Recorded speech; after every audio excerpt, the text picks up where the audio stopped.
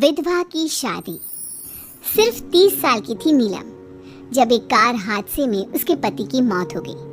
उसकी गोद में था उसका 4 साल का बेटा और ढेर सारी जिम्मेदारियां। नीलम को सजने संवरने और अच्छे कपड़े पहनने का बहुत शौक था, लेकिन पति की मौत क्या हुई, नीलम की तो जैसे दुनिया ही बदल गई। मेरे बेटे को गुजरे हुए अभी 1 साल भी नहीं हुआ और तूने गुलाबी रंग का कुर्ता पहना हुआ है। तुझे अपने पति के जाने का जरा भी गम नहीं है क्या? ऐसी बात नहीं है मम्मी जी, लेकिन पूरी जिंदगी सिर्फ रोकर तो नहीं गुजारी जा सकती ना। तो क्या करेगी? पार्टियां मनाएगी? अरे एक तो मेरा बेटा मर गया और तुम्हें कोई फर्क ही नहीं पड़ता।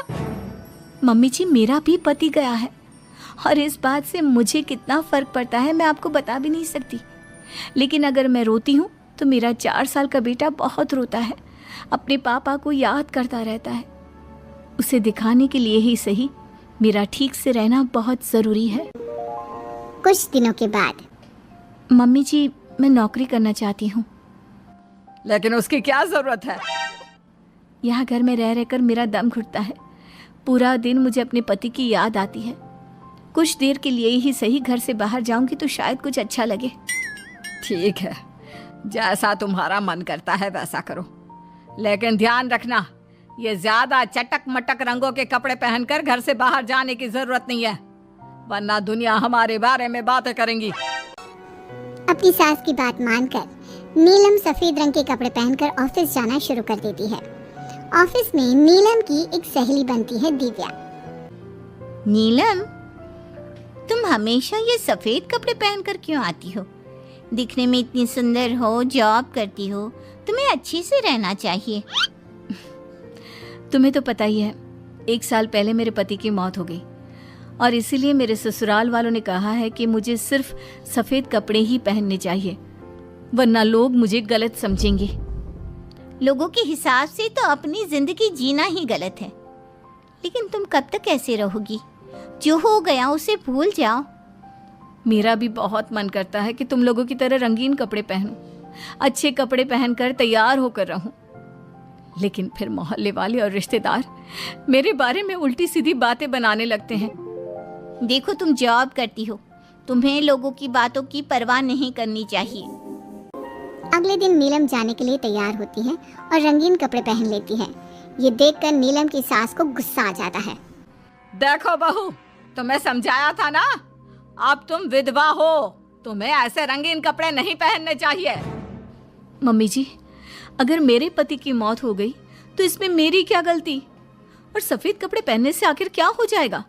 क्यों नहीं पहन सकती मैं रंगीन कपड़े?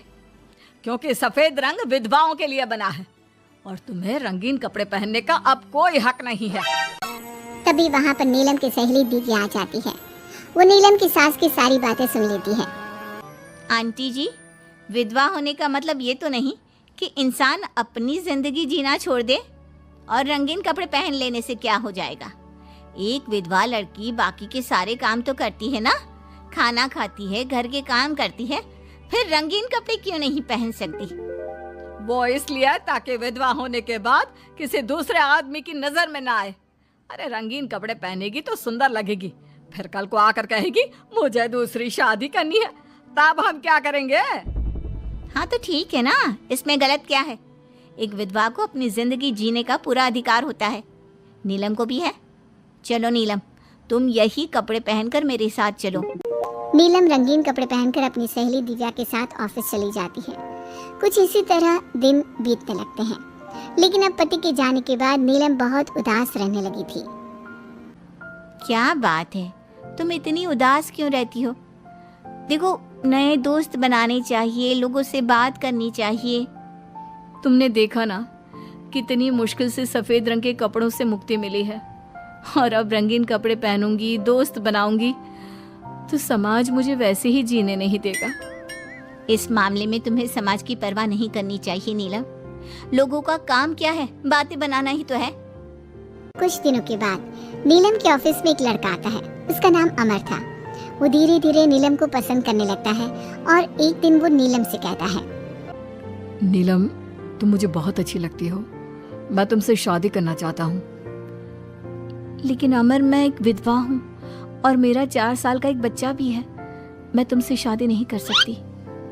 मुझे तुम्हारे विधवा होने से कोई फर्क नहीं पड़ता। मुझे तुम एक अच्छी इंसान लगी और इसीलिए मुझे तुमसे शादी करनी है।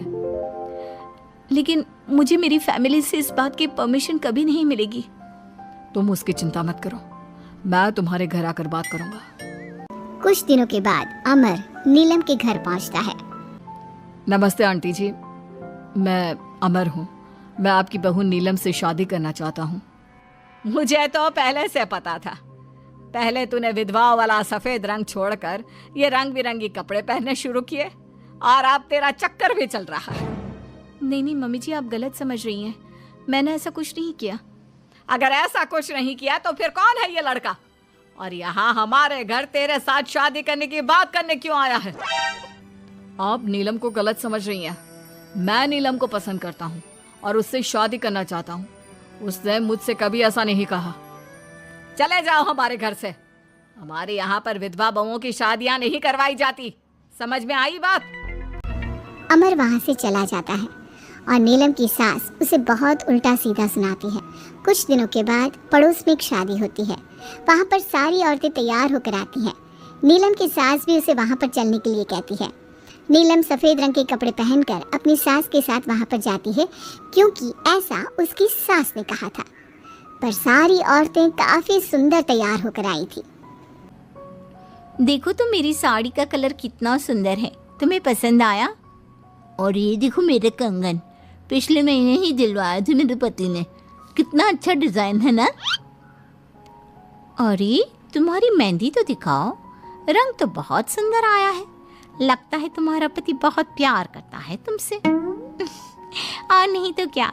और वैसे भी ना, मुझे मेहंदी का ये लाल रंग बहुत पसंद है। अरे जरा उधर तो देखो, ये नीलम वहाँ पर क्या कर रही है? हम सबके बीच में विधवा का क्या काम? अरे इसका यहाँ होना तो मनहूसियत है। इसकी सास को इतना भी नहीं पता कि इसे यहाँ नहीं लाना चाहिए था। ऐसे सफेद कपड़े पहनकर बैठी हुई है, दूर से पता चल रहा है कि उसका पति मर गया।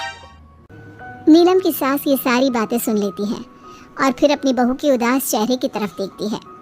नीलम की सास को इस बात का एहसास होता है कि उसने अपनी बहू के साथ अच्छा नहीं किया। घर आने के बाद, नीलम, जरा मेरे पास आना बेटा। क्या हुआ मम्मी जी? मुझसे कोई गलती हुई है क्या? लो बेटा, बहुत सुंदर सुंदर और रंगीन साड़ियाँ हैं, ये सब तुम्हारे लिए। और सुनो, वो जो लड़का उस दिन घर आया था ना, क्या नाम था उसका? अमर। उसे कहना कि वो मुझसे आकर मिले। लेकिन अचानक क्या हुआ मम्मी जी? सब ठीक तो है ना? आप ये कपड़े मुझे क्यों दे रही हैं? और अमर से क्या काम है?